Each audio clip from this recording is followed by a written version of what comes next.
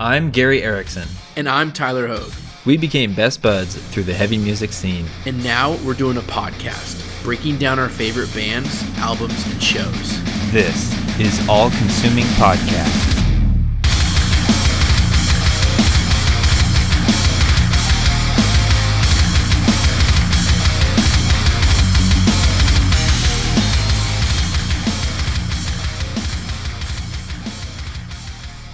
So today, on this episode, we're going to talk about August Burns Red and their album Leveler. Yes. So it's their 10-year anniversary. They're going to re-record and release Leveler, which is pretty cool. It's not just a remix, right? They have brand new source stuff. Guest vocalists and stuff like that. Yeah, guest vocalists and whatnot, yep. And speaking of guests, we have a guest today. He's a friend of ours. And Tyler, why don't you introduce our friend here? Yeah, so we got someone awesome here today. It's Ryan Bordner. What's up, Ryan? Hey, how are you guys? So good. We are phenomenal. Ryan, we've known Ryan for a long time. Goes back to our college days. We even were in Ryan and I were in a band together. I'm pretty sure Gary was the manager of the band, wasn't he? Yeah. He was the manager. But man, we've known each other and had some great memories, and I think a lot of the awesome memories we've had together have revolved around ABR. Right? Yeah, like August sure. Burns Red, there's a lot of stuff. So let's get to know Ryan a little bit before we jump into Leveler. Okay?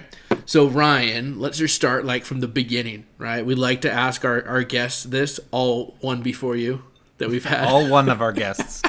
We always ask our guests this. Yeah. We ask every single guest. You are the second.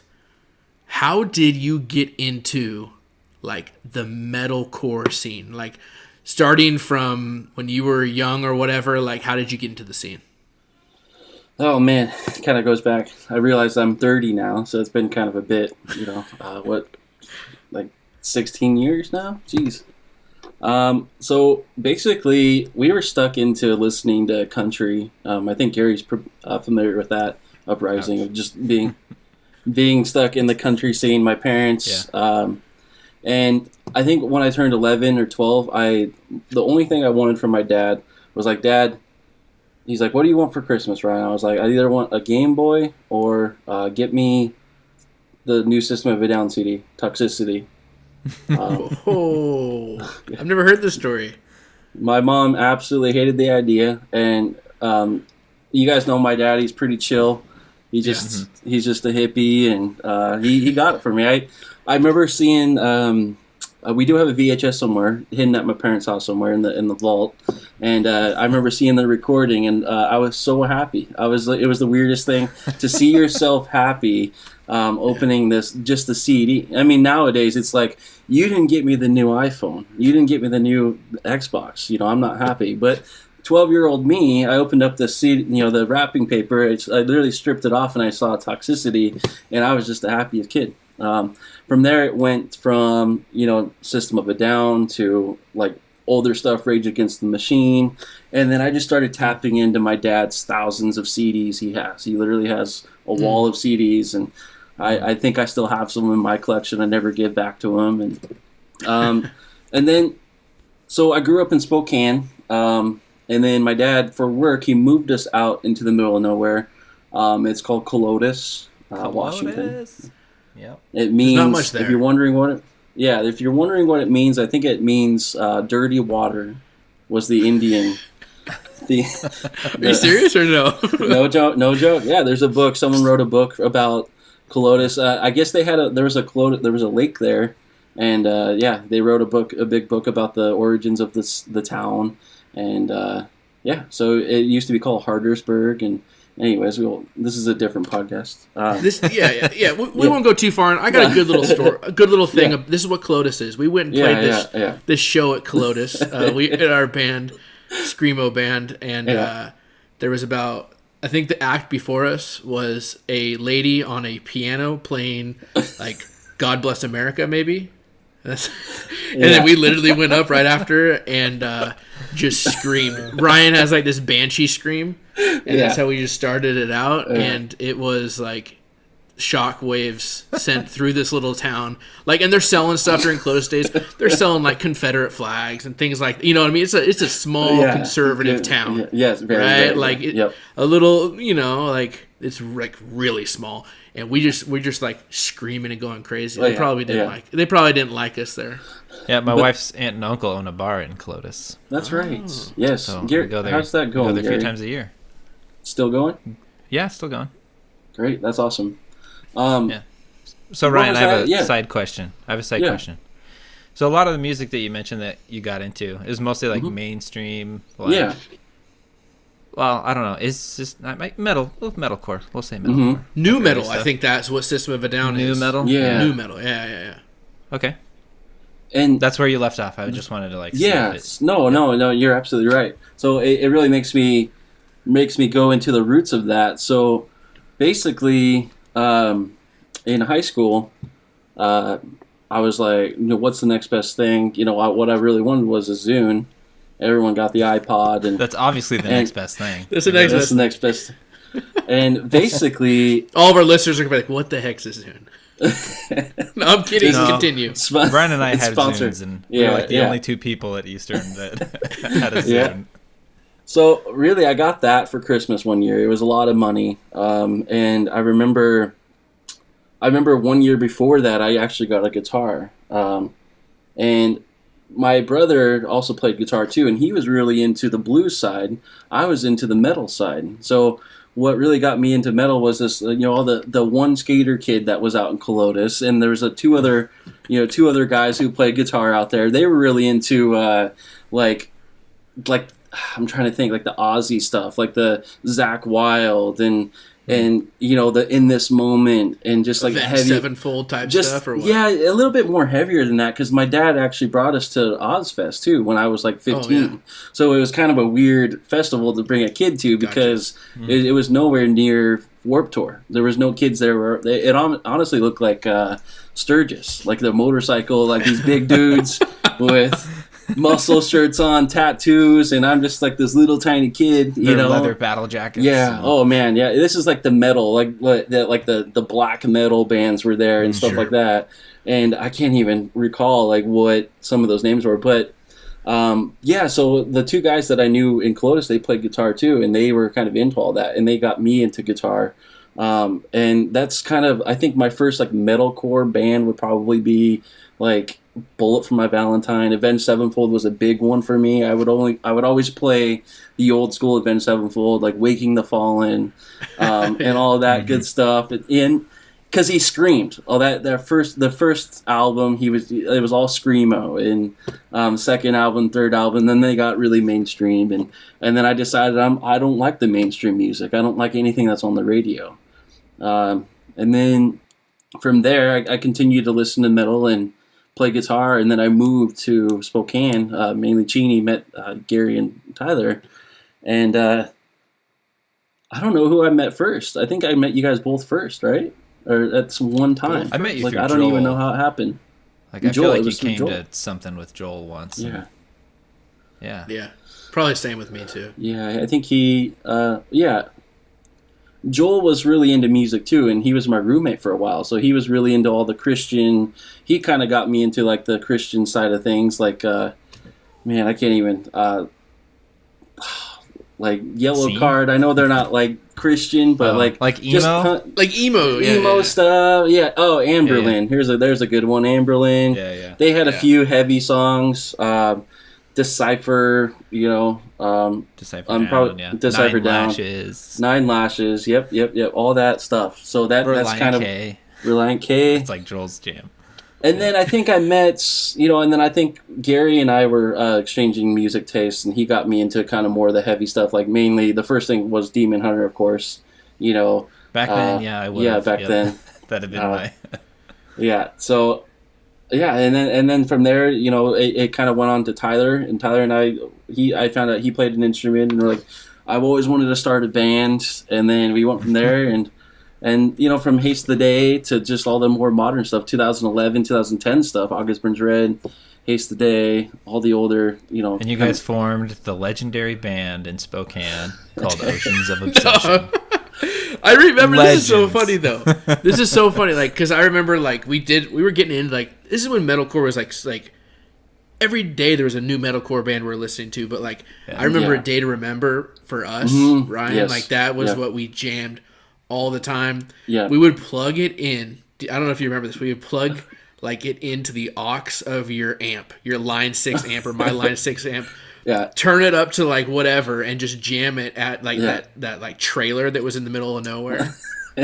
Dude, that's what I remember. I remember just jamming like Downfall of Us All. Oh, all and the just, time. You know, going crazy. Yeah, absolutely. That's awesome. So August Burns Red, like, let's transition to that a little bit. What's your favorite August Burns Red album, Ryan? It's probably, I'm trying to think because there's so many. All their albums are great. It's probably Constellations for me. Yeah.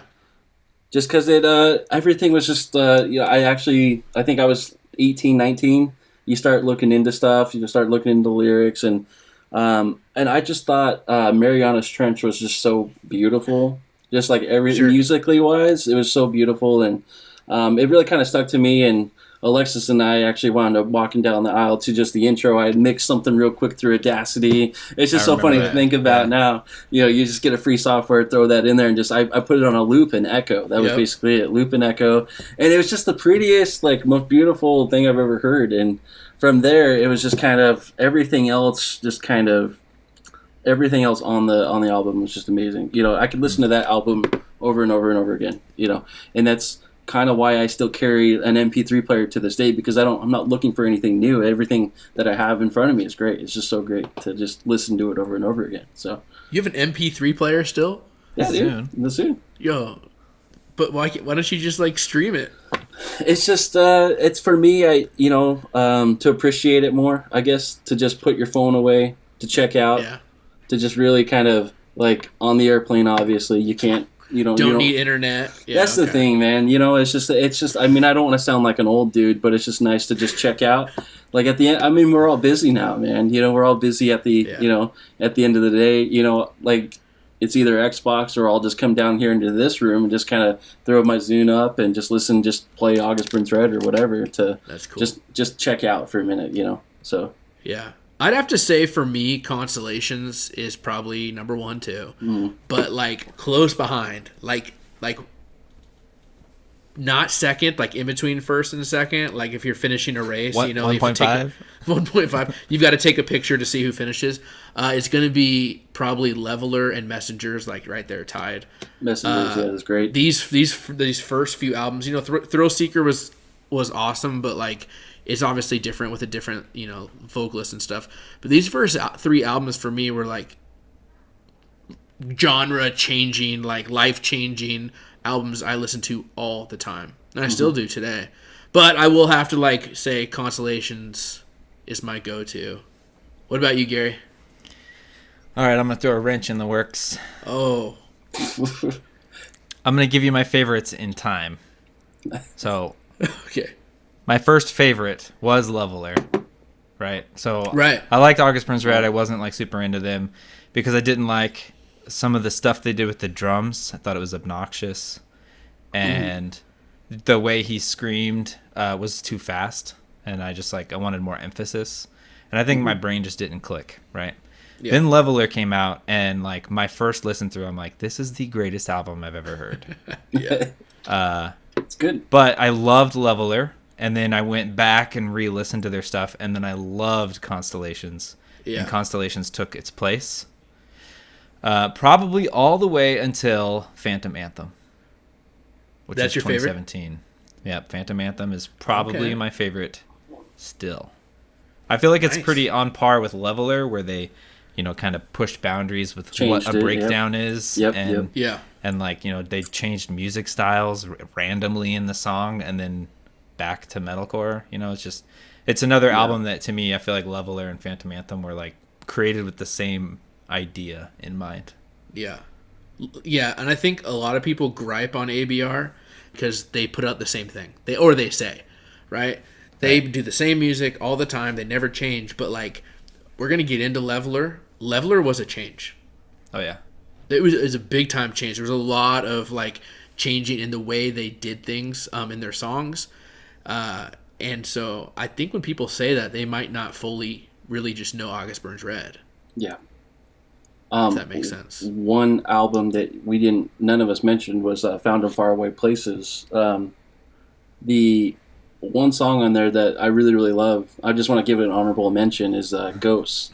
That's Ghost. No, Ghosts is good. Yeah, that's good. It's kind of in my top 5 for ABR. Are there other songs on that album besides Ghosts? There's absolutely Identity, Majoring in the Minors. It was definitely different. The whole album was definitely different, but that one always just stuck out to me because I'm kind of an advocate for like homelessness and stuff like that, and it's like you just read those lyrics. It's like it's awesome. So yeah, that's cool. The honorable mention, I like that. Yeah, if there's one song, and I'll share mine first because I have this on my mind.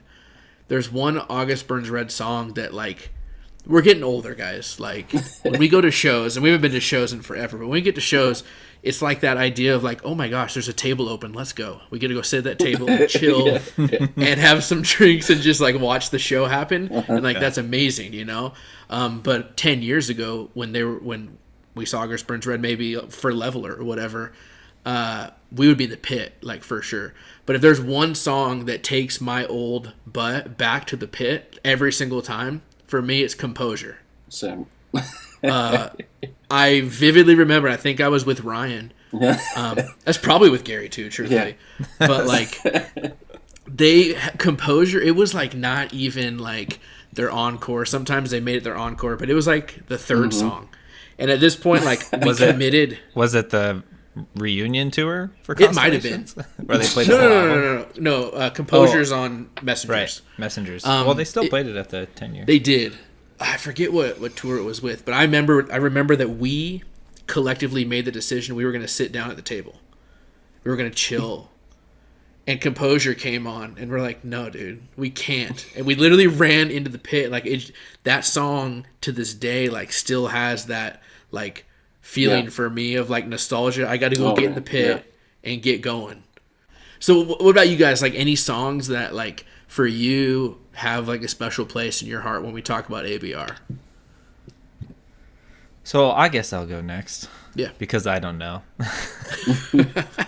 So I'm like, okay, I've said this in other episodes and stuff, but I always think new is always better.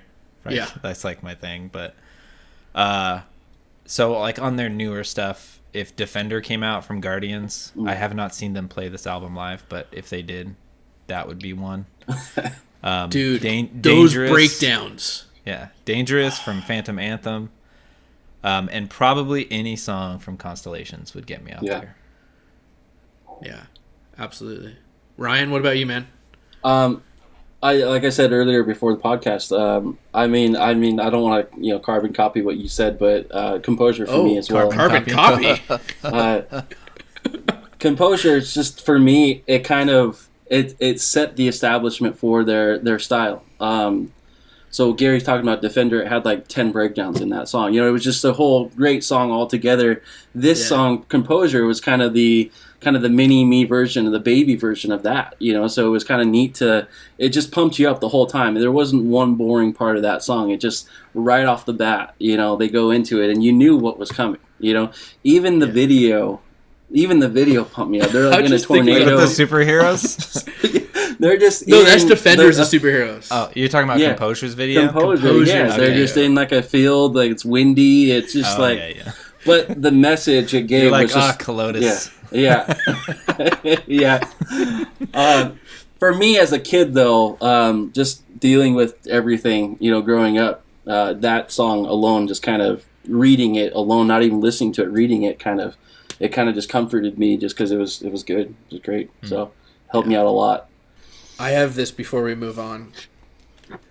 Etched in my memory of Composure, the music video that Ryan's talking about, Jake Lures, he literally, it's like he has a long microphone cable, like in the middle of nowhere, and he just is like throwing his hand and like the wire, you know what I'm talking about? Just going crazy. The whole video.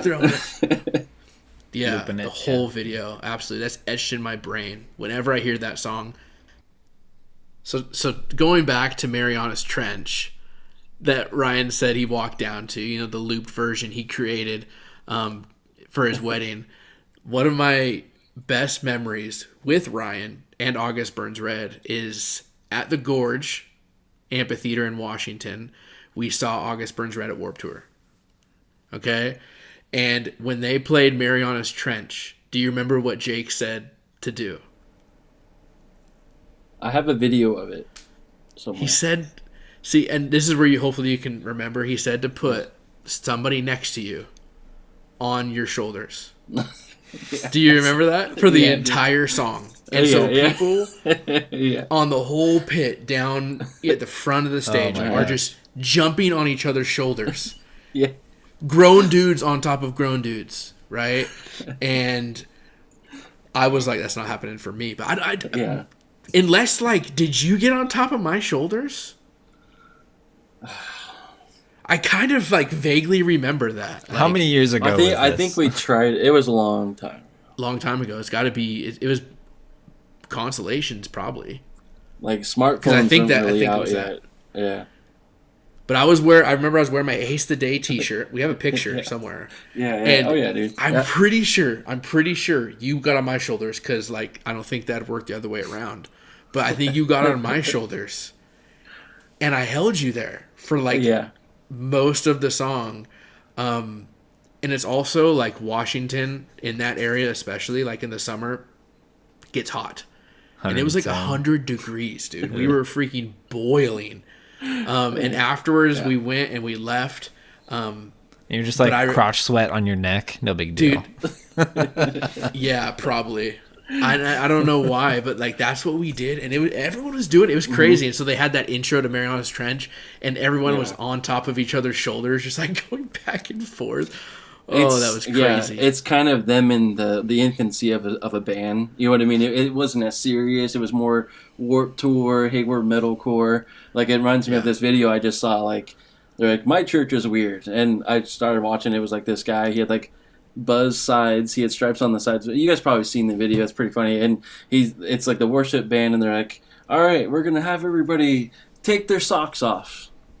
I'm like, okay, I'm just watching this, and then they take the socks and they spin them in helicopters, and it just makes me. You spin me right round, Jesus, spin me right round. Yeah, so you know what I'm talking about. Yep. So I think it was just in the infancy of them being a band. What do we do? This is crazy. We're on the main stage. They were on the main stage. Yeah, they're let's do something crazy. And I think it was just something wacky in the sense of that. Let's just have fun.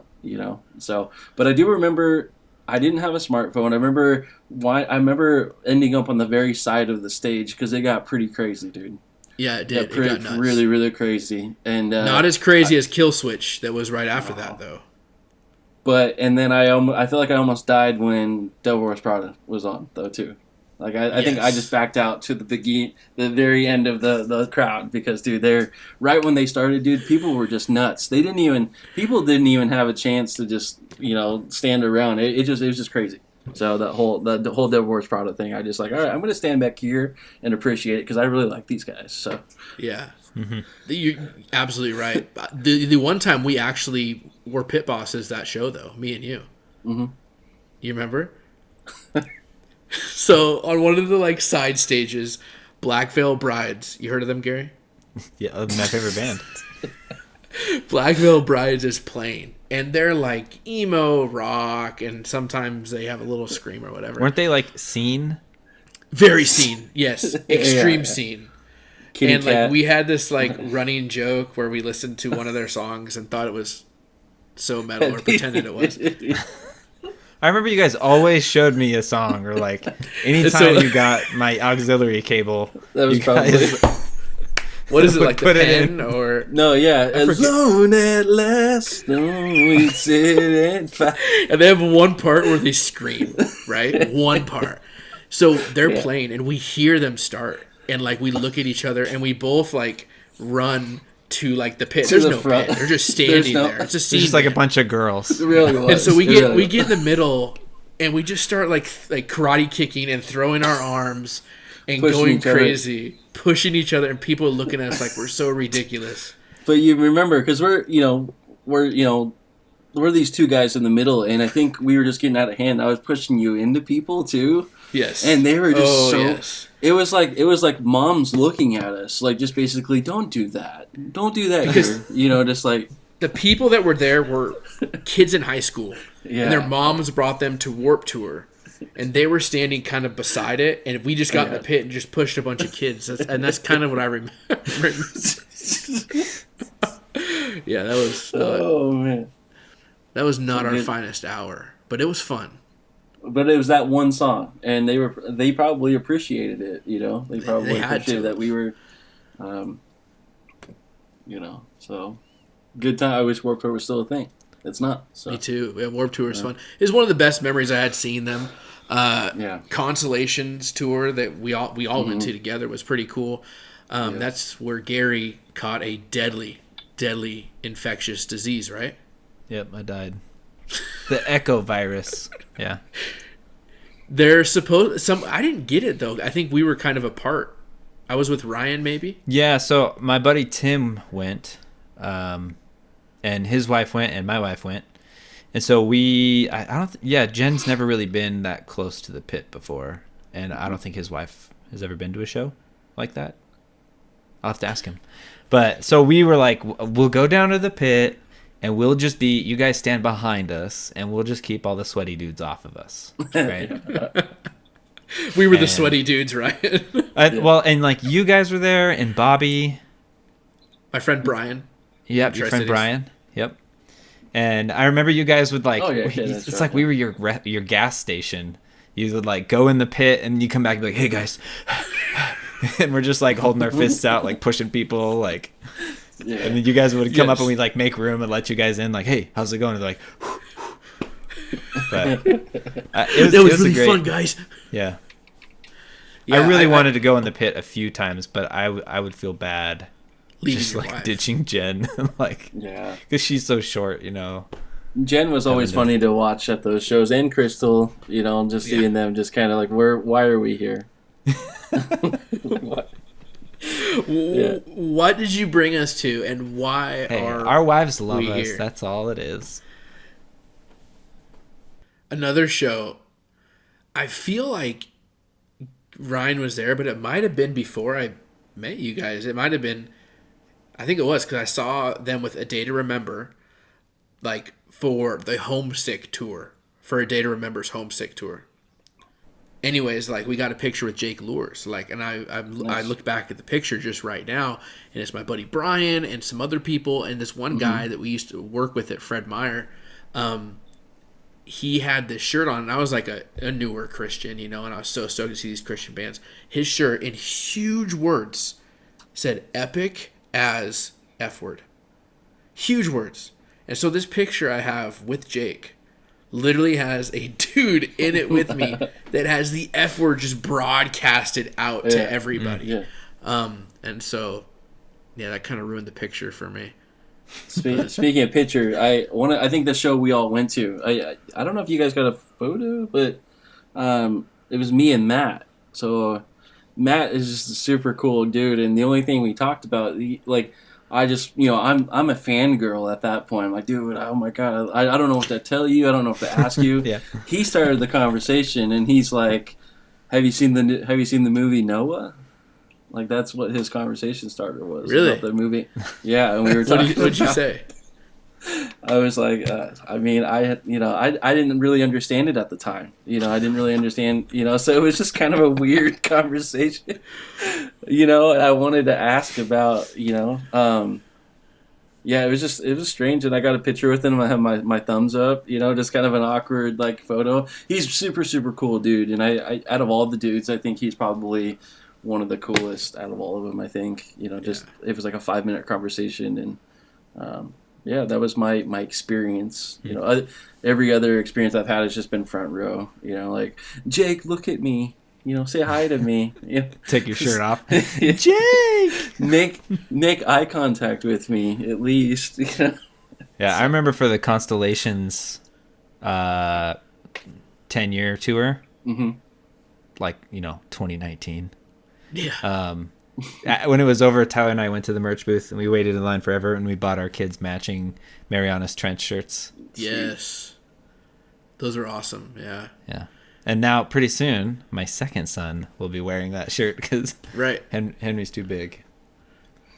Do they still sell kid stuff? Like, dude, that's like such a growing theme right now. Okay. All right. Because their fans are getting older and having kids. Yeah, true. What about Phantom Anthem? You don't want to talk about that show?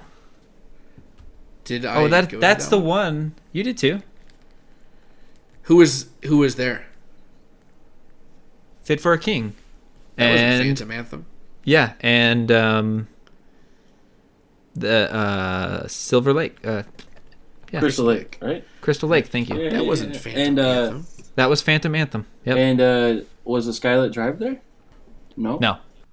I remember the Fit for a King. I remember Fit for a King was there, and that's who I was like, I'm so stoked to go see. So the other one that we saw like literally 2 months later or something like that was the Constellations, and that had Silent Planet and that one band that got back together. Silverstein. Yeah. You remember that? What's that one band? Mayday Parade. What? Mayday Parade was there. Oh. So, yeah, I think you're mixing up. So, I got the flu for Phantom Anthem. No, because I was with Bobby and you, and I stayed with you the entire time. And Ryan wasn't there. No. Because Ryan, you had something. You were doing something. You're out of town or something. Yeah. You got Constellations, dude. No, because Fit for a King that's where the Post Malone looking dude walked in front of us with all the face tattoos with his shirt off, and he's just so sweaty, and he kept walking in front of us, and Tim was like, dude, this guy needs to get out of here. And I just like looked at him, and we both just shoved the dude into the pit. And I could swear, because of how sweaty he was like a wet seal. We just shoved him and like slipped our arms right off, right? Like, and he just went into the pit, and then he just like stumbled around, and I'm like, I think he's wasted. But looking back, I'm pretty sure he was freaking sick. And just by touching him, we got sick. I think this might have been another August Burns Red show. It was a similar situation where everybody was like kept on pushing in. Tyler might have even been there, and you probably might remember this. So I think we were like doing that little wall thing on the inner circle, and there was this guy who kept on pushing into us, pushing into Alexis, and all that, you know. And I think I or you or both of us mutually, we shoved him back in there, and he got trampled. I remember this. Yeah. He just We pushed him and he fell down. You guys just murder a guy? I do remember that. Yeah. He wasn't murdered. He got up, but he was pissed. No, he was mad. He looked around, and it reminds me different band. But I went to you guys might have been there, but it was Under Oath, long time ago when Brady was still here, and same ordeal. This kid was pushing into us, and he was like smaller than me, and I shoved him in the pit. He gets trampled, and dude, I'm 6'3", he's like 4'9", 5 foot, and dude, he jumped. He like did like a Mario jump. He like jumped and like he like uppercut punched me in the jaw, dude. Yeah, and he punched you. He did, dude. Whatever happened to Brady? I haven't seen or heard from him in a long time. He's crazy. He's over in Roseburg. He actually works for a podcast. It's kind of ironic. It's a real estate financial podcast. He helps because he went to school for audio engineering, and he helps out on the podcast, and he's been doing that for the last 4 or 5 years, and it's pretty successful. And he's always trying to poach me to like, hey, dude, you'd be perfect. You know, like you're great with people. Yeah. And wasn't he in your guys' band? For a little bit, yeah. So, but he's the crazy one that got me into Under Oath and all that. You know, those crazy bands on that end of it. So, yeah. So, let's talk about the first track from Leveler, which happens to be the first track on the album, Empire. Yeah. Fantastic song. I think it was their first single they released for Leveler, if I'm not mistaken. I think so. Let's start with our guest, Ryan. What are your thoughts on this song, Empire? So I think we waited a minute for this album to come out. And as you said, this was the first single that they put out. and everyone was just kind of sitting on the edge of their seat, waiting for August Burns Red to come out with something new. This song for me, if I remember right, I don't think I really liked it first. My first glance of it was basically, yeah, I didn't. So basically, I remember watching the music video, and I'm just like, this is so cheesy, man. Because you were talking about earlier about the effects of it. I'm like, come on, guys, you're whatever, how many albums in already, and you can't afford to pay for better special effects. So I remember seeing Jake doing the stomp onto the ground. He's saying skyscrapers, and then he stomps earth movers, and the camera zooms into his foot. His foot's clenched to the ground, and the ground is broken with where his foot is at. And I just like, all right, I like the song, but I was just like, I think I took too much in for the video first. I reacted to the video before I could actually listen to the song. So did you think that lyrically it was kind of cheesy, but musically it was great? Yeah, I think so, because of because August Burns Red was my band. Of course I'm gonna like it. Yeah. It's just like liking your stepchild kind of. I'm just kidding, but you're like, I like him, but I don't, but I do because he's my kid. But I like him because I have to. Exactly. I say I like metalcore, so But at the time, you guys are gonna hate me for this. Oh no. The cheesiness reminded me of Insane Clown Posse, where they were singing. No, come on. Stop. No. It can't be that. No. I don't think you understand the lyrics then. Singing about, there was, and this was my first glance, they were singing about, earth moving and his foot moves the earth. And that was my first glance of that, because at the time it was my meme. I showed everybody that ICP song. And I was like, oh man, this is a little cheesy. And that was where first my brain went, was the cheesiness of that song. So we invite you on to this podcast. You call every ABR fan a juggalo. Exactly. The probably most popular, I'd have to check the Spotify, the most popular Leveler song, most played probably from Leveler, maybe not. It's close though, is Empire. No, and First of all, for both of you guys, by over 1 million, it's the most played. Dang. Number one, how dare you? Cheesy, both of you guys. What?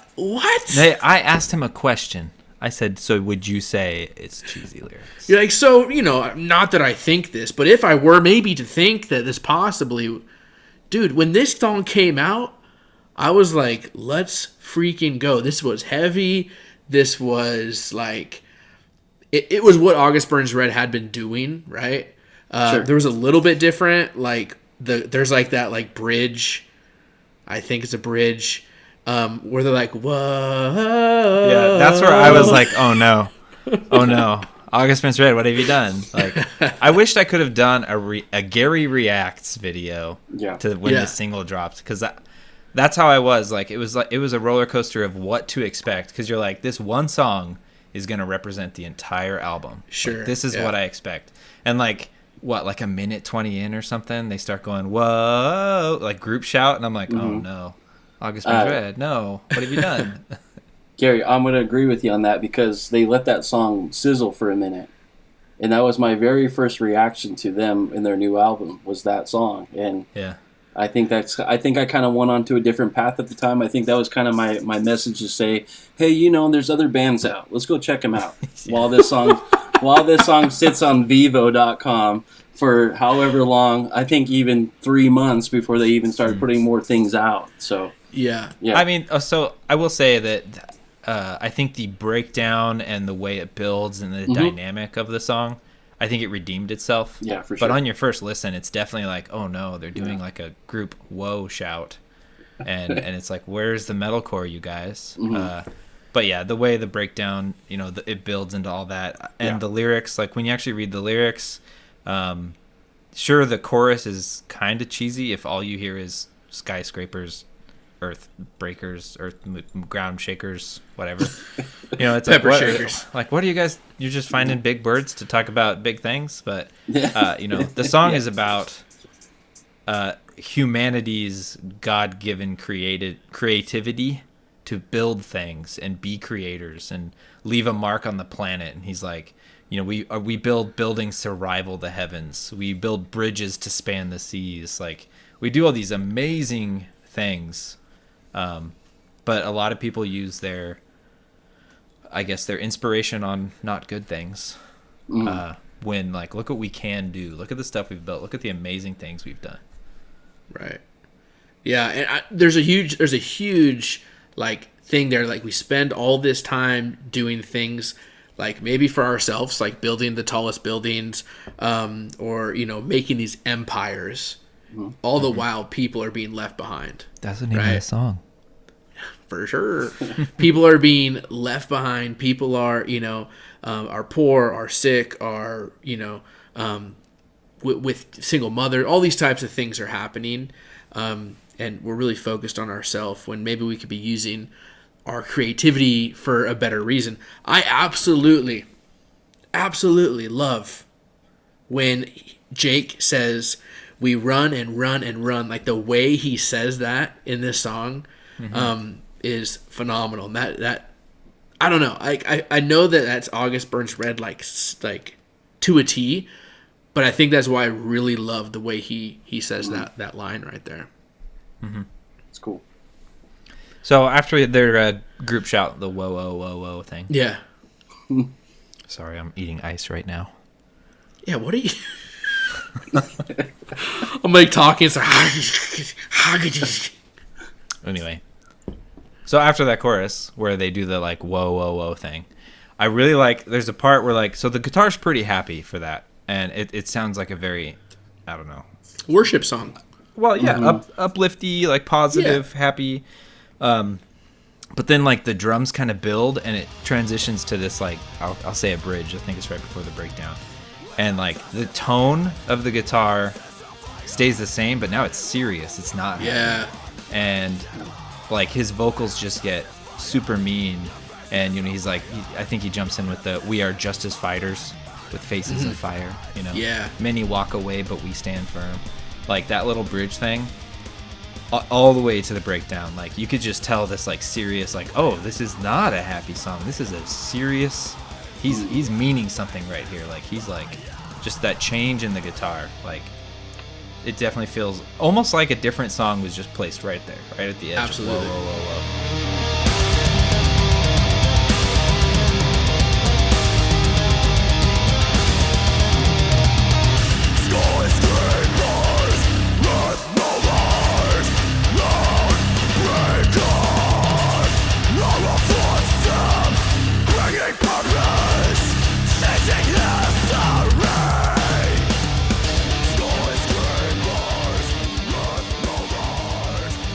I mean, the breakdown's brutal.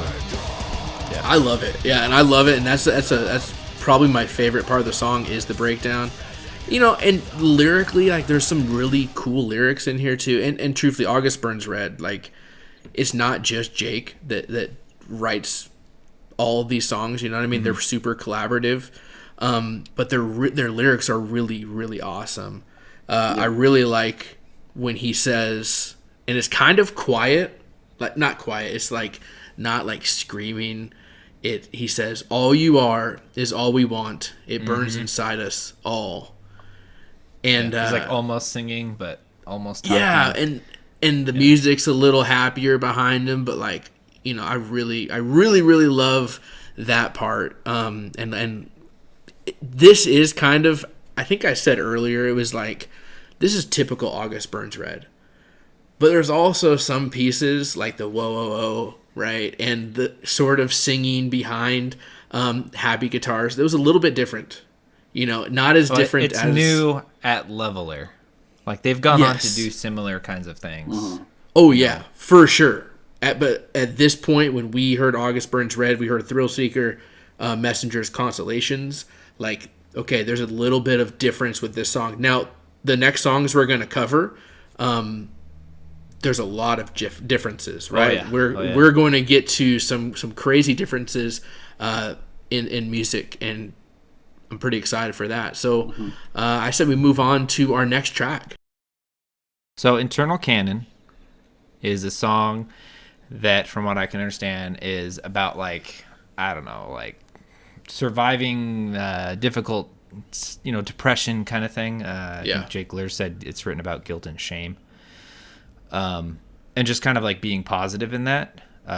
But this song was revolutionary to metalcore, and it's a positive song, and I love the speed of it. Like, this got me excited for this album. Like, it's only the second track, and I was like, this might be like one of the best albums just by hearing this one song. So with me starting like that, how about we ask our guest to start? Like, what's up, Ryan? What are your thoughts? What do you think?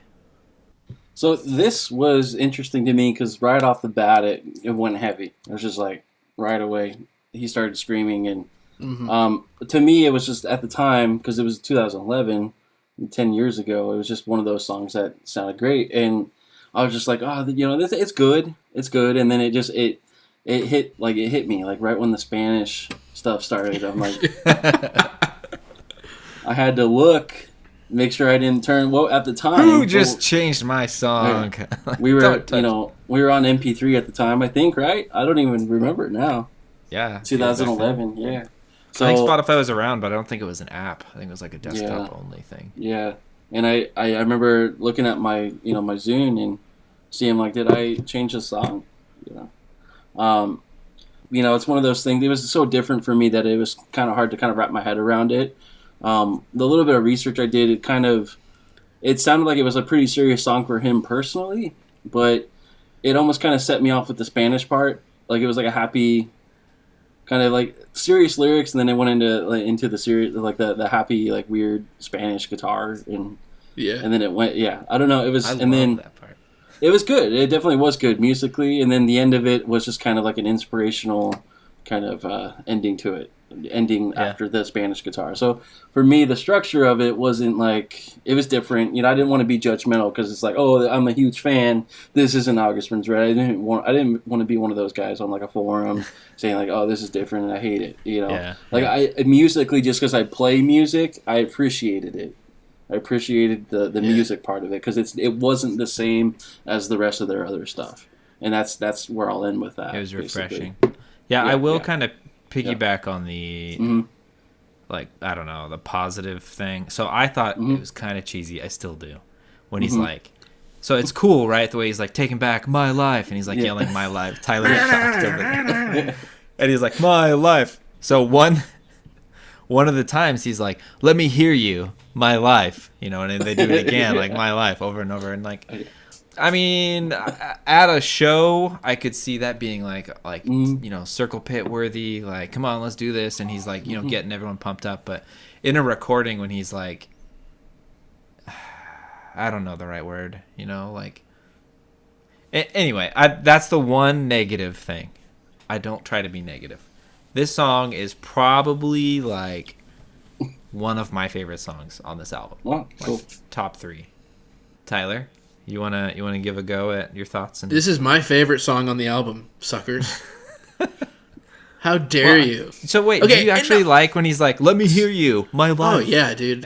Let's go. And you're like in your car, you're like, "My life, my life." Yeah, Jake. Yeah, my life. No, I love it, man. Like, I get, like, I don't know.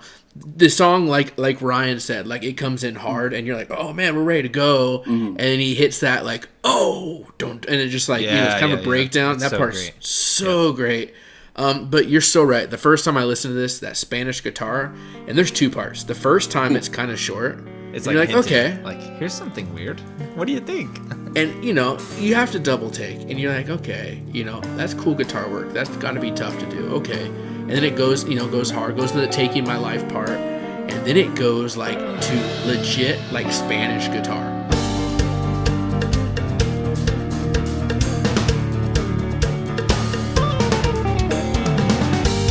It's freaking salsa music, dude. It's salsa music, and you hear like that. I don't even know like what makes that sound. Is it like just a guitar strum that's like completely muted and turned off? Like, I don't know. I imagine it's like, those like fish, those like fish shaped things or whatever, and you have that like stick you run over like the ribs of it or whatever, and it makes that. I just imagine they have one of those and they're recording those wooden things. Yeah, it's like wooden. Like that's what I imagined was making that sound. So you guys are like ruining the song for me as we. No, speak. I get that. Yeah, so I loved that when I first heard that, and like because it builds up and you're like, here comes a breakdown, and you're like, nope, what is happening? Like where am I? Like it just totally like flipped metalcore upside down, right? They pushed the boundary. Like they did such a good job of implementing that.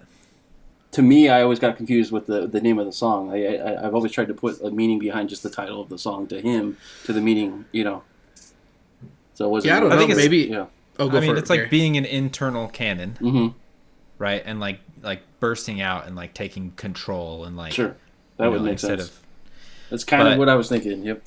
Yeah, I saw something where Matt Griner said that it's a song that he wrote about guilt and shame, and that he tried his best to make it universal to apply to many different struggles and stuff. And I'm pretty sure Jake wrote this song actually, but he did, right? Matt was saying that Jake wrote the song. Oh, okay, gotcha. Yeah. And the goal was to make it a universal song, which is really hard to do when you're thinking of something specific. But I was thinking about like this song though, and like the Spanish stuff, it is totally groundbreaking.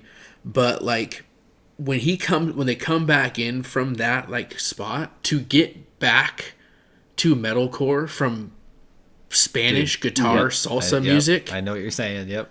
I don't know how it happens, but it does, and they do it flawlessly. Well, dude, the transition is when he's like, "Let's go," right? Yes. It's like salsa music, and he's just like, "Let's go," and it's like guitar solo just building, and you're like, "Oh my gosh, here's metalcore again." And I think it transitions so good. Let's go.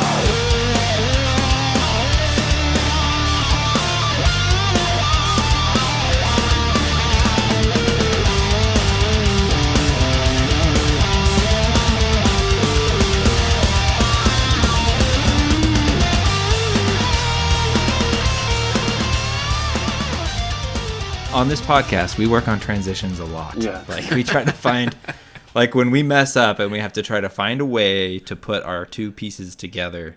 Yeah. Transitions are so hard, you guys. And like for music, like that's what bridges are. They're the transitions. But he used this two words, "let's go," to just like kick off a guitar solo out of Spanish guitar and back to metalcore. Yeah. Like, it was great. I think one thing that we take for granted sometimes is JB's guitar work in general in August Burns Red. Yeah. Like, dude, yeah. He is, and we've seen them live a ton. I've seen them live, I think 6 times. And they are freaking good. Like, JB is unreal at guitar. And you hear it, like, they're like, whatever you want to do, is what I imagine. You want to do some crazy Spanish guitar stuff? Let's just throw it in here. Yeah. I remember, Tyler, when we first met.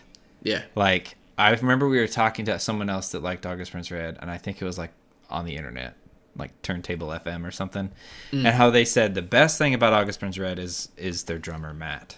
Yeah. And I was like, I mean, yeah, he's crazy good. He's really fast. good too, yeah. Like, but for me, Leveler had just come out, and I was like, but their guitars are just insane. Like, how can you not say, like, they have amazing guitars too? It's like, no, just their drums, man. Yeah.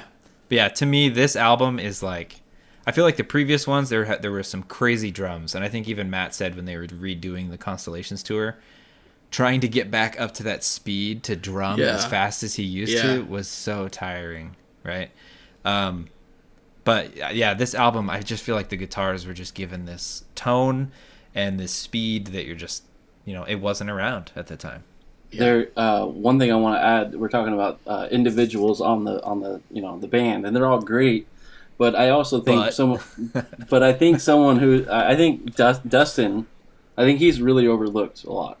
The bass He's player. the bass player? Yeah, with the backup vocals? You ever watch him play actual guitar? I think he's better. I think he's better than both those guys. No joke. So I do remember Constellations tour. We were all there. Mm-hmm. And I don't remember what song it is, but he actually wrote a song or wrote the music for the song or whatever it was. And they literally just switched instruments. Yeah. Exactly. They switched instruments. Yeah. And he played it, and he was phenomenal, right? And it's like, wow, he could play guitar too. Yeah. And to add to that, he also, in some of the later albums, I even think this one too, but he does some of those high-pitched screams too. Yep. Yes. Yeah. So it's kind of he's a very cool, multi-talented guy, and I like to see that when I'm a big fan of like the drummer singing or doing lyrics, like Atreyu. Like the guy literally sang while he was doing, beat, like drum beat. So, I will say that he also does pre-production for the band. Mm-hmm. So I think he does some production work, and that was on Leveler. And nowadays, I think he does a lot of their stuff. I mean, he's a very talented guy.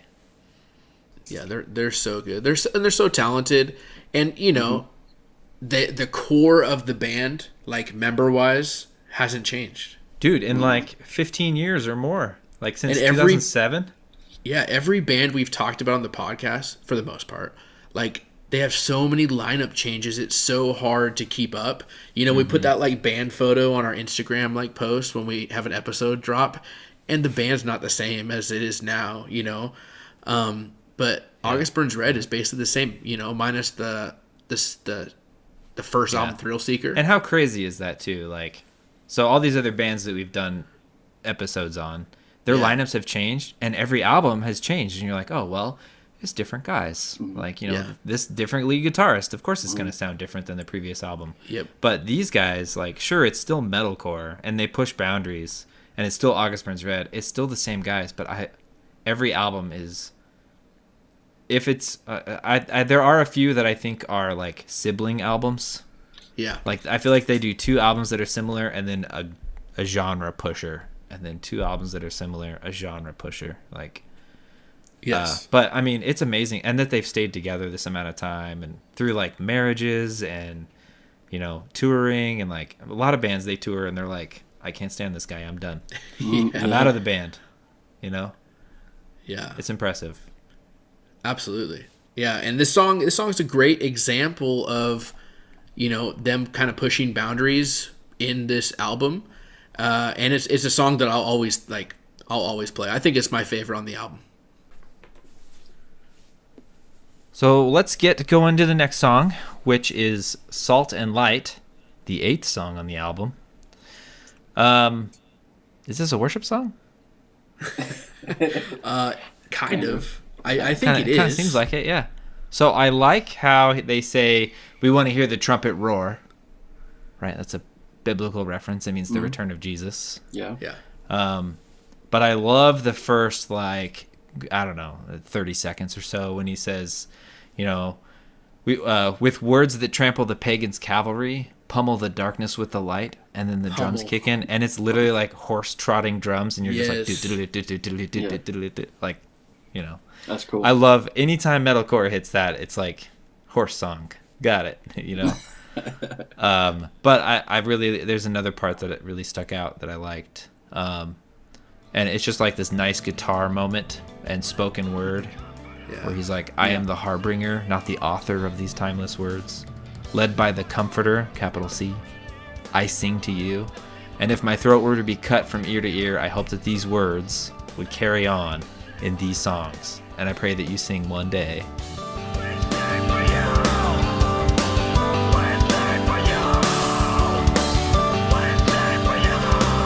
Why did you just go through the whole song?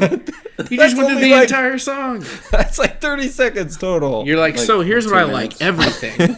You guys talk about nothing. Yeah. And enjoy yourselves. I'm just saying, I didn't go into too much detail. I'm just saying.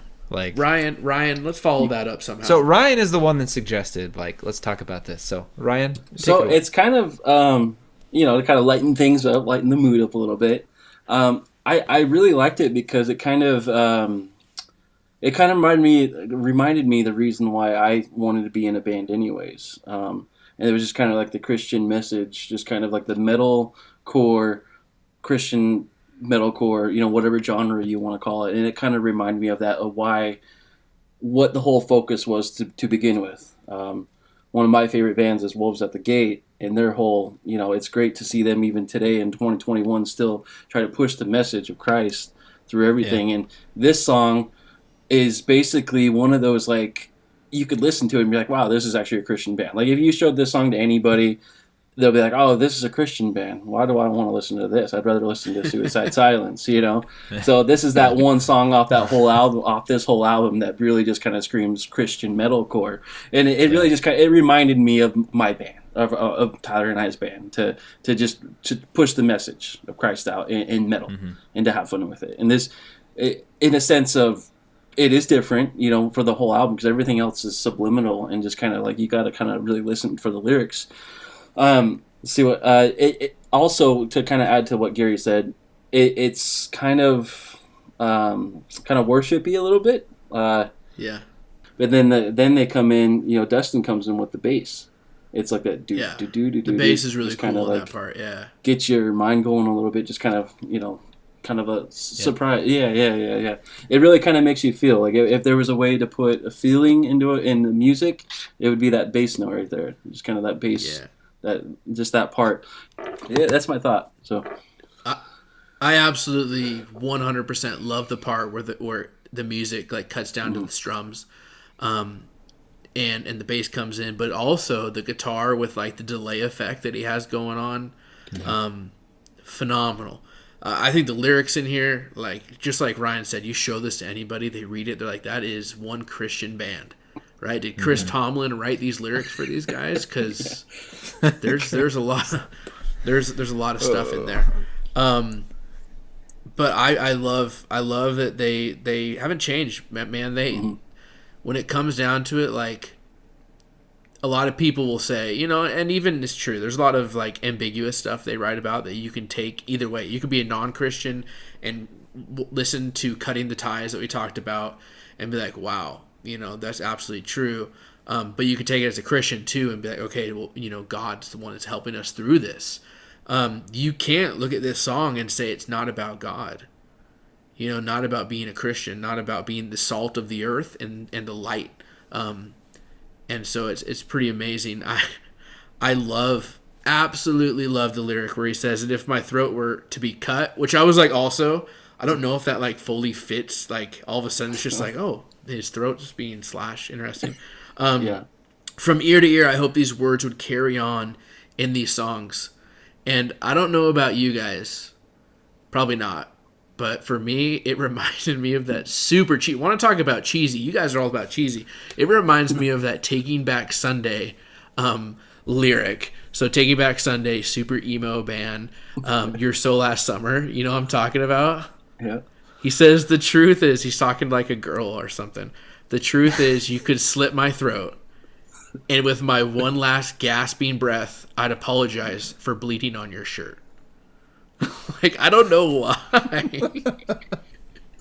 But you're like, that's what you think of. That's what I thought of when I heard him saying that his throat was cut. I was like, oh my gosh, it reminds me of an actual cheesy line. From ear to ear. Yeah, true. But anyways, I don't know. Taking Back Sunday kind of got me into this. I don't know. I love this song. It's a worship song. I think we hit that nail on the head right there. It's a song you listen to, and I think Ryan kind of summarized it well, man. It reminds you of those good days and spreading the word of Christ. I have two notes that I thought of in your guys' talks. So in that talking part, it's really like the only lyrics to the song. Like, really. You know, when he says that he hopes that these words would carry on in these songs, and that he prays one day, you sing one day, we sing for you. And it's like a hope for others' salvations to sing. Yes. We sing for Jesus. Like, it's not that they are not the band that's saying we, August Burns Red, sing to Christ. He's saying, I pray one day you will sing this. You know, and it's like, yeah, like, how can you say like, oh, this is about fans singing for August Burns Red? It's like, no. So the other thing I wanted to say, I believe this is August Burns Red's last official Christian album. Like, as a band in 2012, they removed the Christian label from their band, and like said in interviews, like, just because we're Christians in a band does not make us a Christian band.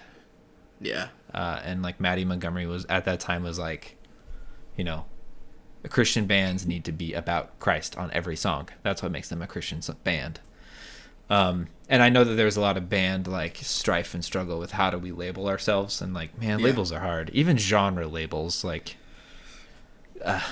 anyway, labels, man, don't use them. They're bad.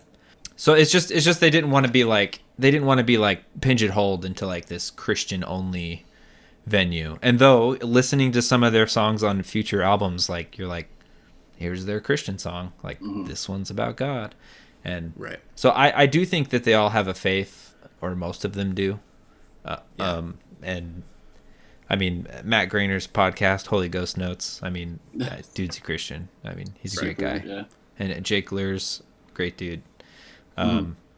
So that's my 2 cents. What were you saying, Tyler? I don't remember. What was I talking about? Or what were you talking about? Labels and sticking them. You know, it's so hard. Like, and I think like how much we love the metalcore scene and why we got into it because of these Christian bands.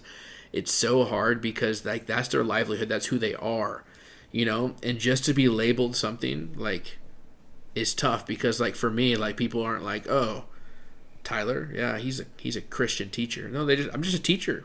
You teach Christianity? I mean? I think those are called pastors.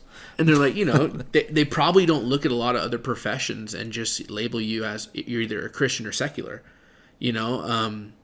Even if like what we're doing is for Christ in our daily walk, like in our work, like we're doing extra or whatever, you know, and sharing the gospel as much as we can, like we don't get that label where I feel like we stick it on bands and then they have to like do whatever that label is. People judge them based on that. For sure. They're like, oh, you guys call yourselves Christians, and it's like, you guys, like, we just released a Christian album. Like, how hard is it? Like, I think of Christian like CCM artists. That's like, how do they come up with these lyrics? Like, how do you continually write album after album of worship music? Yeah, right. Well, and truthfully, we've all heard from people that have like left the faith that were in CCM. They talk about how fake the genre is. Yep. Yeah. You know how fake it is. The people that are in it, that are writing these songs, you know, they might sing songs about Jesus to get on K-Love or whatever, but that's not who they are. Mm-hmm. And so it's just it's so crazy to put these labels on bands. K-Love is a local Christian radio station. No, it's not local. It's not national, man. Yeah, it's national. I don't have it in Spokane. It's like an iHeartRadio. You guys got Air One.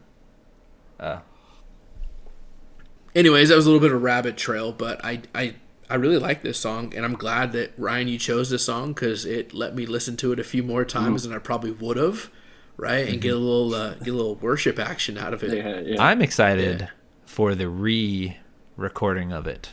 Me too. Yeah. Absolutely. Like, what's this gonna sound like? You know? Yeah.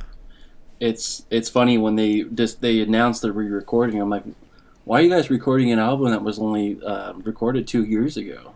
But then I look, I'm like 2011. I'm like, oh my god, that's one of those things. Like, sure. I'm getting old, you know. Like, yep. It's crazy. Absolutely. So let's get into "Poor Millionaire." Yes. I think it's arguably one of the heaviest songs on the album. Absolutely, like guitar tone, screaming, angry breakdowns, right? So I'll give a little rundown on the lyrics since that seems to be a topic on this episode. So I reading it, it's obviously like, you know, a leader of some kind in a religious aspect that is taking advantage of things. And so I actually read an interview that Jake said that he wrote this song. And it deals with Christians that are two-faced and don't use Christ as a relationship, but use him as a religion. He said they kind of put him on a back burner. This leader, they put Jesus on a back burner spiritually. And the leader is put in the forefront and uses his position to gain financial benefit and become popular in the world's eyes. So he's saying that he is a poor millionaire because he is poor in spirit, but he has a lot of money. And he does mention that he added some voodoo words from 2012 that would shock people. Yeah. We're Best part of the song. Let's go. Talking about the word bastard and the word whore. Oh. Sheesh. Gotta put some explicit content on this episode. Oh, man. And he said he didn't add it for shock value. He added it to emphasize the seriousness of what he's talking about. Sure. This guy's life and soul is at stake. And like what he's doing is just perversion. It's wrong. So with that, I will pass it off to Ryan. Ryan, what are your thoughts on this song? What you got for us? I can compare that to kind of, I always saw like Joel, to put a name on it, Joel Osteen is kind of, you know, kind of like screaming at me when I listen to the song and read the lyrics. And it bugs me because there's a hurricane season and he basically like, no one's allowed in the church. You know, no one's allowed in my mega church for shelter. You know, that's not God. That's not what God wanted. But you know, it's all just. And then there's another guy, Kenneth Copeland. Have you heard of him? He's the COVID-19. We talk about him so much. Yeah, blow the wind of God. Yeah, yeah, exactly. Yeah, they didn't enter, and I'm pretty sure he has a gold tooth. It's kind of a funny thing. I'm not sure. And he talked about having a jet, how God said he needed a jet to fly from, you know, here and there to spread the word. And that's what I see in this song. Tyler, you want to? All right, so I absolutely love this song. You say that about every song, Tyler.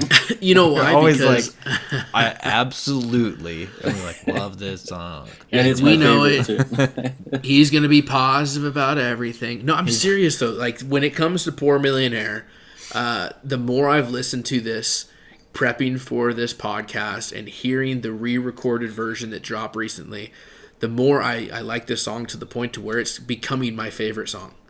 Like, it might at some point overtake internal canon for a few reasons. Number one, I love this. It's an oxymoron, right? It's Poor Millionaire is the title of the track. And there's a millionaire is rich. There's no such thing as a poor millionaire, but there is, right? When we think about like our whole, not ours, but people's whole like life is trying to get money, trying to become rich, trying to get the new car, trying to get the new iPhone, whatever it is, we want stuff, right? We want money.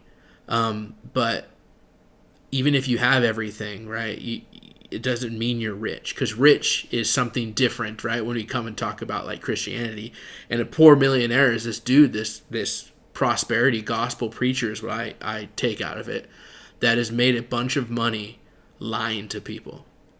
God will make you rich. God will make you healthy. God will give you everything you want, right? And man, the tone I think you got at this, Gary, like, it's angry. It's heavy, and it's like calling these people out. You know, and we talk about hypocrites a lot, and it's a big focus in metalcore, like Christian metalcore, calling out Christian hypocrites. Like Impending Doom does it all the time too. Like, just like these people that say one thing and do another, right? And I think that's part of the lyrics, but just the drum intro, the guitars that come in, it's just so heavy and so fun. But my favorite part is the controversial part. When he comes in and says, "You coward," it's just so angry, and you can just tell he's just yelling right at him. And then the next line he comes in and says, "You bastard," and you're like, yeah, you know. And we gotta, like you said, we gotta put the explicit like content on our little podcast now, but reading, like you said, why he put it in there, I can totally get it. This is a serious topic. This isn't meant for shock value. This is meant to, you need to seek repentance. And that's what the song ends up saying. These people need to repent because they are sinning, right? They're leading people down the wrong path. They're preaching a gospel that is not true. And man, that same like bridge part where he's like saying those two words, when he's like, "Look what you have become," and then the guitars just get so brutal. Yes, it's like, I don't even know what it is. It's like sludge metal or something. Like, I don't know what it is, but it's almost like a breakdown that he's still singing at normal, bridge style, You know, your breath, it reeks of perversion. Your tongue is just like a whore, full of vulgarity, full of the disease, you know. Yeah, he's very upset about something, and I think, you know, rightfully so. Yeah. But, and then you go forward a little bit, and you get to the part where he says tyrant. Like, the way he screams tyrant, ring the bells of repentance. Like, this person that is a tyrant, they need to repent. They need to awaken from their deathbed. Yeah. Like, man, it's just so, like, lyrically heavy. And I think it's kind of a bridge. You stand up pridefully in front of thousands, screaming words of justice and truth. Dude, that's like the build. That's the build. It's a build, yeah. Yeah. You wear a mask of the city's heroes. You are a pretender. And then it gets to the best part of the song. This might be, like, if you just took this piece, like, out and said this might be the best, like, section of the entire album. Like, sometimes I think about that, like, what is, like, the best breakdown of an album? What is the best, you know, chorus or whatever? I think this is the best breakdown of the entire album. I think so, too, for sure. Yeah. It's reminiscent of, like, classic metalcore breakdowns. Yes. I think of, like, Haste the Day. Absolutely. So what I really like about this breakdown is, like, right after he says the bridge piece, you know, what does he say? You are the pretender, and it kind of just stops, right? Breakdowns, you know, up, it stopped, everyone's ready, and you're like, is this another salsa dance, or are we gonna do something here? Yeah. But when that guitar just comes in, it's just like, wah. It's like, that is the alarm that says, everyone make room in the pit. Like, absolutely. Back up, and then people start getting in there and stretching and, you know, doing their karate kicks and being like, oh, I'm ready for this breakdown. And then the drums come in, it's like, dun, dun, dun, dun, dun, dun. And you're like, oh my gosh. It's like people's pants are getting wet and everyone's freaking out. Like, and what I love about this pre-breakdown is that when the drums come in, then the guitar comes in, and then it's like drums, guitar. And it's like, oh man.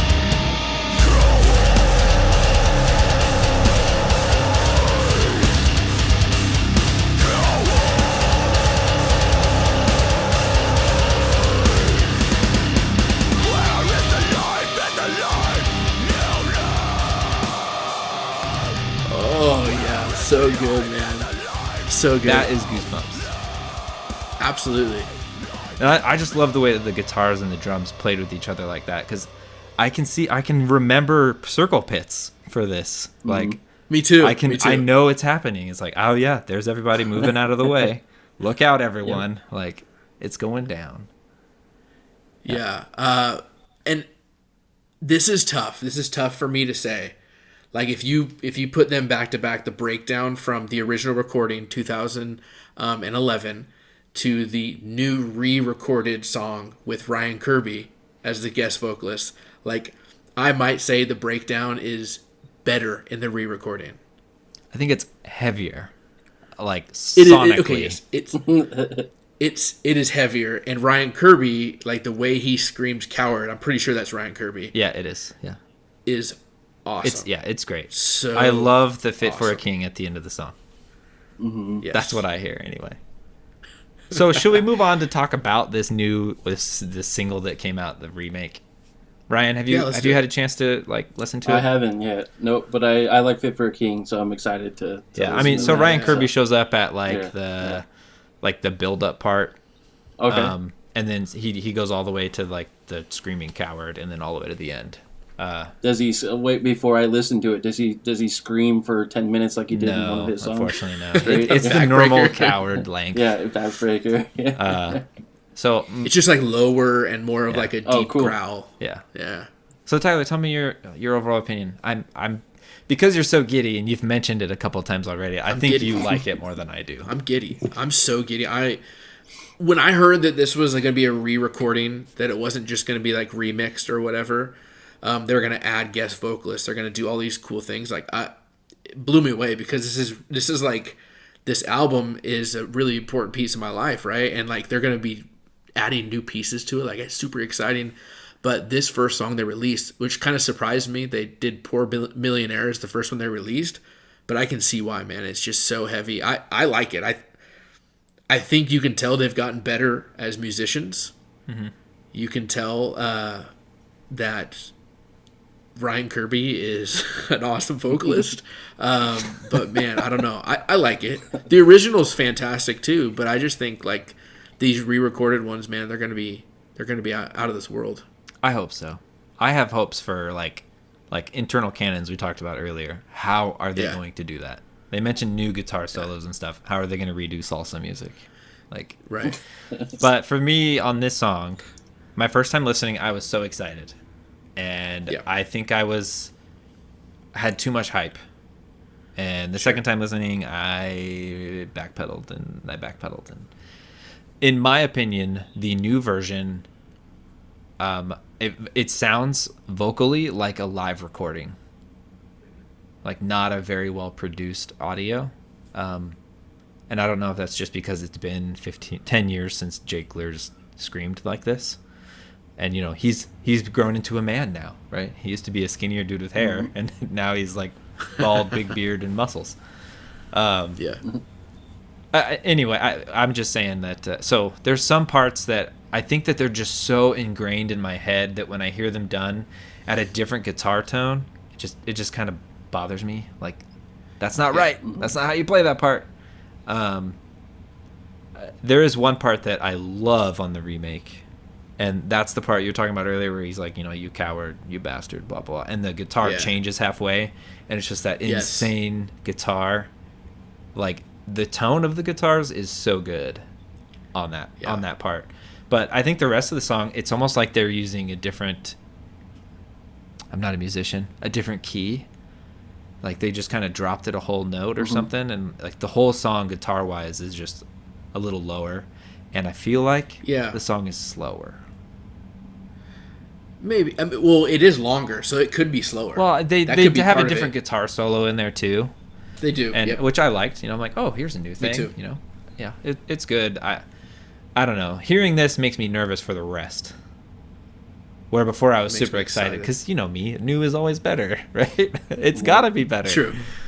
So we'll see. I mean, the breakdown is brutal. I love it. It's probably the best part of the remake when Ryan Kirby comes in like that because you're like, Jake Lehr's voice just got real angry. And it's like, oh, that's not him. But yeah. How I was gonna just add to Ryan Kirby because I haven't listened to the song yet, but I follow him on Twitter and how angry he sounds and all his stuff. He's just a normal guy. He just talks about normal things and I know. He just like streams his games and he talks about Chick-fil-A on Twitter, just stuff like that. It's just kind of a funny thing. He's just a total simple, kind of a cool dude. He'd probably be a really cool dude to hang out with. Yeah, and he just like adopted 2 kids. Yeah, exactly. Yeah. Yep. So I think that wraps up this song. Let's move on to our last pick. Queen of Hearts. Oh, wait, I mean Leveler. For real, though, I always thought this song was called Queen of Hearts. Really? Yeah, like, well, when it first came out and I was listening to it on repeat all the time, like at the gym, and I'm like, Queen of Hearts, where is that song? So, this song is basically about someone who is obviously very close to Jake, who put him through hell, lying to him, betraying him, twisting friendships and lies and stories about him. This is from his words, by the way. And it's just like this anger for justice and to get back, vengeance, right?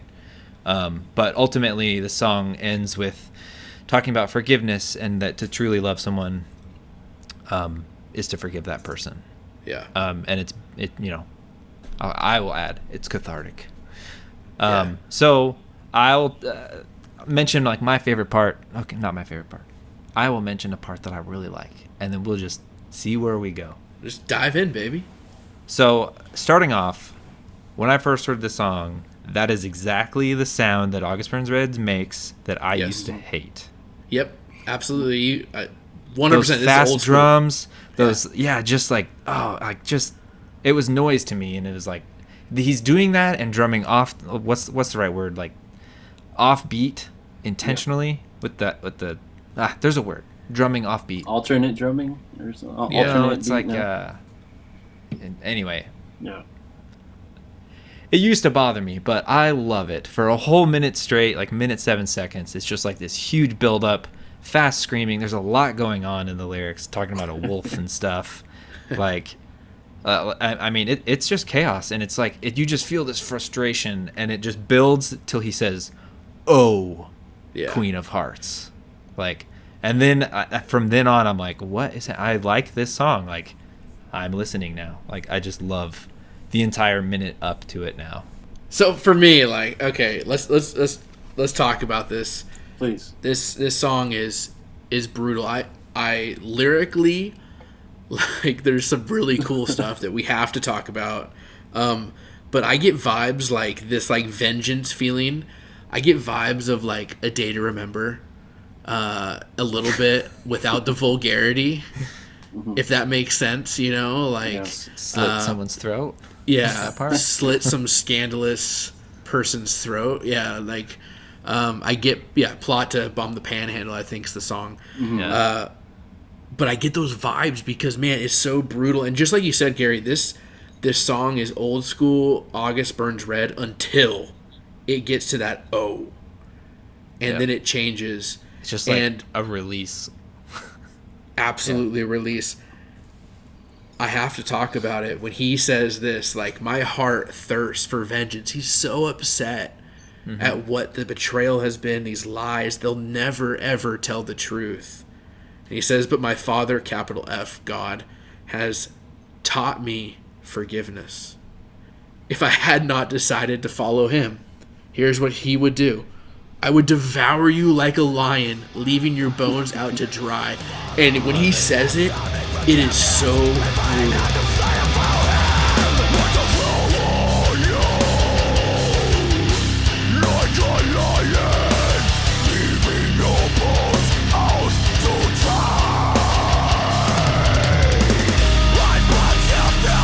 So is that a breakdown? It has to be. Yeah, it's a breakdown. I think this song has 2 breakdowns. But whenever that lyric comes up and you hear the way he doesn't always It's like so low. He doesn't get low usually like that. You know what I mean? He's can like get high leaving your bones easily. out to dry. Yeah. He gets so low and you're like, man, it pumps you up. It would make you lift more weight. It would make you run faster. It would Jump make higher. Fly a little bit further. Punch somebody in a mosh pit. Like that's what it makes you do. Yeah. Like I don't know. I'm sure I've heard them do this live, but I don't remember it. Like I remember Poor Millionaire. I remember all the other like super popular songs on this album. I don't remember. Dude, this would be such a hard song to do. It's so fast. It's so brutal though. Like this song, and then after that part, like Breakdown 1. after Breakdown 1, there's Breakdown 2. Yeah. Well, I love the build from that breakdown all the way up. You know, when he's like, the victim in me is dead. I am reborn. And he's like, so even though you call me self-righteous and call my beloved treacherous, there's one thing to take away. And dude, the guitar and double bass pedal. I was going to say double bass pedal for me, man. It's just going the whole time. It's just, it's nuts. And I'm excited for the remake. Yes. What is this build-up going to sound like? Like, what are they going to change? Do they not touch it because it's great? Do they do something different? I don't know. I don't know, man. It's so good. The way they say it, too. Like, you just read the breakdown part where it says Leveler, right? We're talking album title. The road. Yeah. The way he says it, it's like, oh, man, he turned that into a great breakdown. The double bass pedal behind it's just going the whole time. It's phenomenal. Yeah. Great job. Yeah, so after that breakdown, I like the way it kind of has like a marching kind of feel as he's like, I forgive you, Queen of Hearts, for through me he will show you true love. Right? So if there's like this vengeance that he wants, and it's like he wants to devour them like a lion, leave their bones out to dry, like that's a very strong emotion. Yeah. And for him to forgive someone like that, you obviously know that they feel that way towards you. Yeah. If someone is that frustrated and angry with you, you obviously know. And for them to come to you and say, I forgive you. Whoa. Like, I guess, how do you react to someone that you've wronged so much and messed with for 17 years? And then come out and be like, I will show you forgiveness. And like, so that is just him saying that that's God's love through him. Yeah. That she's going to see that and be like, how can he forgive me? How can he do that? He should want justice, or vengeance, but he absolutely said it too. Yeah. Yeah. That he says it like 3-4 times or something. Yes. That, I forgive you, Queen of Hearts. Feels like my throat's gonna hurt when he does that, And if he wasn't a Christian, if he wasn't following God, like you said before, like he would do what the world would do. He would leave her out to dry. Yeah. Or he would devour her like a lion, or whoever this is, right? And he's not going to. He's going to forgive her, and through that, she will see God. Yep. Mm-hmm. Like, and that's the craziest thing ever to think about. But that's the mindset of a Christian. It should be. Mm-hmm. Forgiveness, man. To truly love somebody is to forgive somebody, and like God did that for us, man. It's just so crazy to put it into like worldly terms and apply it. Yeah. Yeah. And Tyler, in one of our Patreon episode things from our last episode, we were talking about how do you end an album? Yeah. Right? Boom. Yep. This is how they ended the album. Yeah. And just the way it ends like that, just like boom, music stops. It's not even like a faded or an echoey thing that repeats and slowly fades out. It's just like music just cuts out. Ends like this song, probably their fastest, more classic August Burns Red. Yeah. Boom, ends. It's crazy. Yeah, I think like when you think back of like songs that end albums for August Burns Red, like for me, like Messengers ended with Redemption, right? Mm-hmm. Like, mm-hmm. And the passion and the feelings in that song are amazing. It's wow, that the way that ends. And this is it's like kind of a similar like topic, obviously with God, but it's a different feeling, right? Of you've wronged me, but I'm going to forgive you because God forgave me. Mm-hmm. What a awesome way to end an album, and it's a heavy way to end this album. Yeah. Yeah. It's not salsa dancing, so no salsa dancing. So let's kind of conclude this with like, Ryan, thanks for coming. Absolutely. And talking with us. August Burns awesome, Red. I've been to, I think every August Burns Red show I've been to, you've been there. Yeah. I think Especially, like yeah, it was locally, never like planned, but it's like, No. oh, and there's Ryan as expected. Like, Yeah. No, I appreciate you guys inviting me on. It's been a lot of fun just to dive in. I've never had anybody, hey, let's dive into an album and the lyrics. I'm like, okay. Yeah, man. It's always great talking to you about music. I know that ABR kind of holds a tight spot between us, man. So this has been really cool. I just want to thank everybody for listening. Make sure to check us out on Instagram and also check out our Patreon. yeah, we have a ton of stuff on Patreon. Yeah. Like from our Norma Jean episode, we have like, I don't know, more than an hour's worth. We pulled out from our last episode. Otherwise, it would be like a 3-hour long Norma Jean episode, which I'm down for, but I don't know if everyone else is. You guys aren't. From this episode, we're going to put we have a longer conversation with Ryan that we'll be posting. And Tyler and I dive into a re-recorded Pangea track that just came out. So, yeah. And if you don't know what Patreon is, it's basically a way for our fans to support us with subscriptions, money, right? But we give you early access to content and bonus recordings that we would normally just rip out of the episode because it's like 3 hours and we need to get it down to like an hour and a half, something manageable that the average person would want to listen to. So we don't, instead of throwing that stuff away, we just post it up there and you can just listen to all the stuff. And if you're curious, just go to our Patreon. We have a couple tracks that we just put up for free. Yep. Like just listen to us talk just like this, but it's like a smaller, like 3-minute section of something that we pulled out of the episode. So check it out. Yeah. And if you feel like it, support us, buy us a cup of coffee so we can stay up late and keep making these podcasts, man.